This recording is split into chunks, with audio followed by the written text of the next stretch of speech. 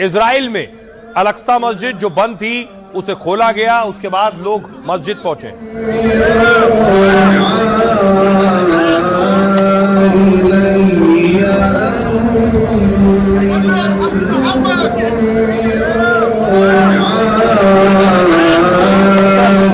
जितने दिन जंग चल रही थी उस दौरान अल-अक्सा मस्जिद बंद कर दी गई थी, उसके बाद अब वो मस्जिद खोली गई।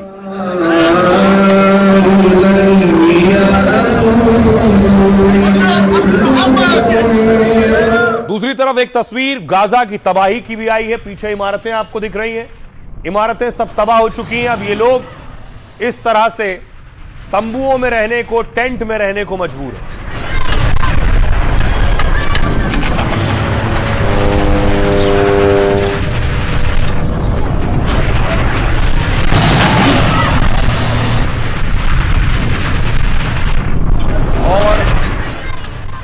इसी के लिए ख्वाजा आसिफ सवाल उठा रहे थे इजराइल पर, और विरोधी इसीलिए कहते हैं कि इजराइल का ग्रेटर इजराइल बनाने का प्लान है, यानी इजराइल का विस्तार कई देशों को जोड़कर।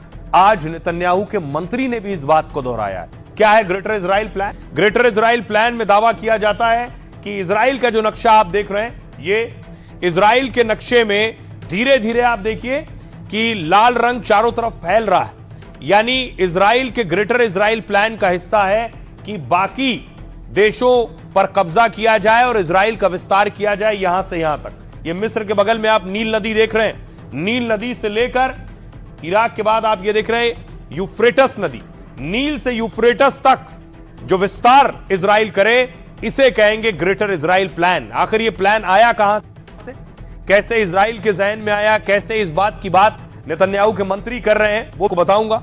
लेकिन देखिए, यह है greater Israel plan. Greater Israel यानी यहूदियों का एक बड़ा देश जो इजराइल और उसके आसपास के देशों से मिलकर बना हो, जो मिस्र में नील नदी से इराक में यूफ्रेटस नदी तक हो और साथ ही यूफ्रेटस नदी तक फैला हो, और जिसमें फिलिस्तीन, लेबनान, जॉर्डन के साथ साथ सीरिया, इराक, मिस्र और सऊदी अरब के बड़े हिस्से शामिल हो। यानी ग्रेटर इजराइल प्रोजेक्ट नेतन्याहू का भी सपना है, इसलिए नेतन्याहू इस प्रोजेक्ट को आगे बढ़ाना चाहते हैं। कहा यह जा रहा है नेतन्याहू ने लेबनान से इस पर काम तेज कर दिया है। जब ईरान और अमेरिका इजराइल की जंग चल रही है, उसी दौरान इजराइल लेबनान में हिजबुल्लाह पर हमले कर रहा है। दावा इजराइल की सेना लेबनान के अंदर घुसती जा रही है। रिपोर्ट के मुताबिक आईडीएफ लेबनान में 8 किलोमीटर अंदर घुस गई, और इतना ही नहीं, नेतन्याहू की सेना ने कई गांव तक कब्जा कर लिया, और इसकी वजह से वहां रहने वाले कई लेबनानी पलायन कर रहे हैं। जिन इलाकों में इजराइल की फौज पर कब्जा करती जा रही है, कहा जा रहा है वहां एक बफर जोन बनाया जाएगा, और यानी लेबनान में घुसकर उन्हीं की धरती से इजराइल की सेना युद्ध लड़ेगी। पहले ही सिनाई, वेस्ट बैंक, गाजा के कई इलाकों पर कब्जा हो चुका है। अब लेबनान की धरती कब्जा कर इजराइल को वो प्रोजेक्ट पूरा करना है, जिसका जिक्र हिब्रू बाइबल में यहूदियों की भूमि के नाम से 19वीं सदी में यहूदी विद्वान थियोडोर हर्जल ने इस विचार को रखा था, और 1967 के बाद से इजराइल में ग्रेटर इजराइल प्रोजेक्ट खूब लोकप्रिय भी है। लंबे वक्त से इजराइल में यही धारणा और मांग रही है, क्योंकि इजराइल इसे बाइबल के अनुसार मानते हैं इजरायली। सुनिए जरा, इजराइल में नेतन्याहू के मंत्री ने ग्रेटर इजराइल की बात को दोहराया है। क्या कह रहे हैं? सभी क्षेत्रों में शानदार उपलब्धि हासिल की है। ये सचमुच ईश्वर की कृपा है। हमारी सेनाओं और उनकी सभी शाखाओं, कमांडरों और सैनिकों ने असाधारण काम किया है। हमारे पास महत्वपूर्ण उपलब्धियों के साथ एक सशक्त सैन्य बल है, साथ ही एक निर्णायक राजनीतिक चरण है जो देश के विभाजन और मध्य भाग में आतंक का राज स्थापित करने के विचार को खारिज करता है। गाजा में जो परिणाम सामने आए हैं, उन्हें पूरा करने वाला एक राजनीतिक पहलू होगा जो हमारी सीमाओं का विस्तार करेगा। लेबनान में एक राजनीतिक पहलू होगा जो हमारी सीमाओं को लिटानी नदी तक रक्षा योग्य रेखाओं के भीतर विस्तारित करेगा। सीरिया में भी एक राजनीतिक आयाम होगा, माउंट हार्मोन में और कम से कम बफर जोन के भीतर। खास बात यह है कि ये केवल कागजों पर या कैबिनेट के फैसलों तक सीमित नहीं रहते। पूर्ण साझेदारी के माध्यम से ये सड़कें अस्थायी आवास, स्थायी घर, परिवार और बच्चे बन जाते हैं। तो आप नेतन्याहू के मंत्री को सुन रहे थे, जो बता रहे थे कि कैसे इजराइल का विस्तार होना है। दूसरी तरफ ईरान भारत का शुक्रिया अदा कर रहा है, क्योंकि जंग के दौरान भारत से बहुत सा पैसा, सोना चांदी और लोगों ने दान किया है अपनी बेशकीमती चीजें।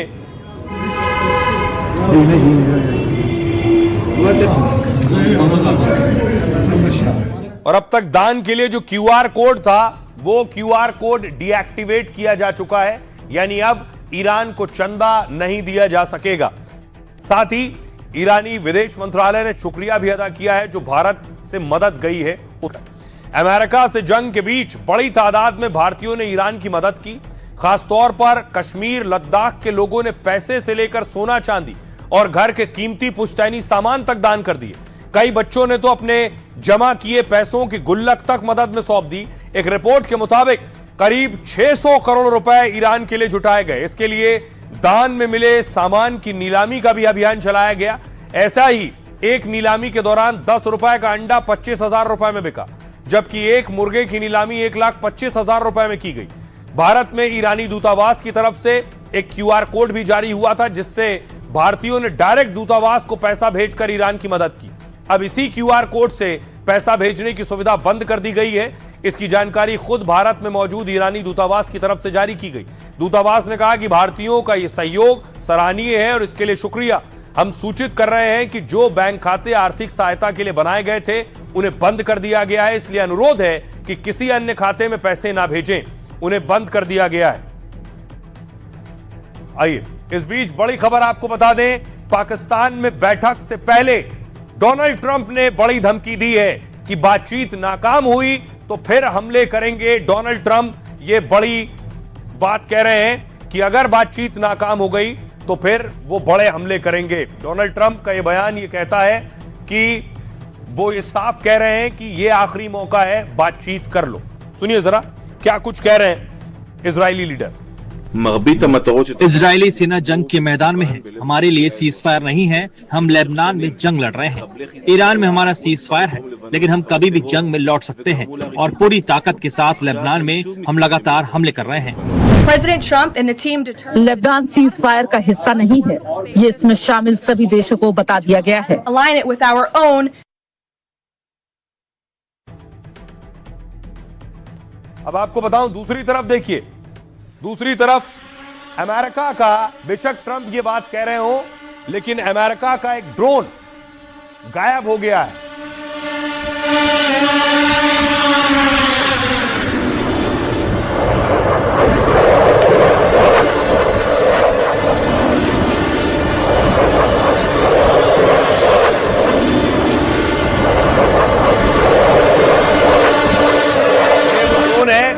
MQ-4C, ये कई 100 करोड़ का ड्रोन है, बहुत महंगा ड्रोन है, लेकिन अमेरिकी ड्रोन कहां गया कोई नहीं जानता। क्या ईरान ने मार गिराया है?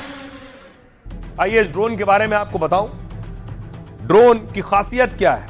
यह है भारी भरकम ड्रोन। सीजफायर के बीच अमेरिकी ड्रोन को लेकर सस्पेंस है। अमेरिकी ड्रोन MQ-4C ट्राइटन अचानक लापता हो गया। MQ-4C ट्राइटन बेहद एडवांस और महंगा ड्रोन है जिसकी कीमत 1800 करोड़ रुपए से ज्यादा है। हॉर्मूज के ऊपर उड़ने के दौरान गायब होने पर सवाल उठ रहे हैं। ड्रोन ने करीब 3 घंटे तक फारस की खाड़ी और हॉर्मूज की निगरानी की है। इसके बाद इटली के सिगोनेला बेस की तरफ लौट रहा था ये, तभी ड्रोन ने अचानक अपना रास्ता ईरान की तरफ मोड़ा। इस दौरान उसने 7700 कोड भी भेजा है। यह कोड एक सामान्य इमरजेंसी का संकेत है और इसके बाद ड्रोन तेजी से नीचे उतरने लगा है। कुछ देर में ड्रोन रडार से गायब हो गया है। अब तक यह साफ नहीं है कि ड्रोन दुर्घटनाग्रस्त हुआ है या फिर उसे मार गिराया गया है। सीजफायर के बीच ड्रोन के लापता होने से सवाल उठ रहे हैं, क्योंकि सीजफायर हो गया तो कोई एक दूसरे पर मिसाइल नहीं दाग रहा। उस बीच अमेरिका का ड्रोन गायब हुआ। सवाल यह, क्या ईरान ने अमेरिकी ड्रोन मार गिराया है? यह ड्रोन लंबे समय तक आसमान में रह सकता है, साथ ही यह बड़े इलाके की निगरानी कर सकता है। इसकी कीमत लगभग 1800 करोड़ रुपए है। सुनिए जरा अमेरिकी पूर्व विदेश मंत्री क्या कह रहे हैं। नेतन्याहू चाहते थे कि अमेरिका ईरान पर हमला करे, इसलिए वो तब राष्ट्रपति ओबामा के पास गए। उन्होंने एक प्रस्ताव रखा और हमले की अनुमति मांगी। राष्ट्रपति ओबामा ने इनकार कर दिया, राष्ट्रपति बाइडेन ने इनकार कर दिया, राष्ट्रपति बुश ने भी इनकार कर दिया। जाहिर है एकमात्र राष्ट्रपति जिन्होंने इस पर सहमति जताई है वे है राष्ट्रपति ट्रंप।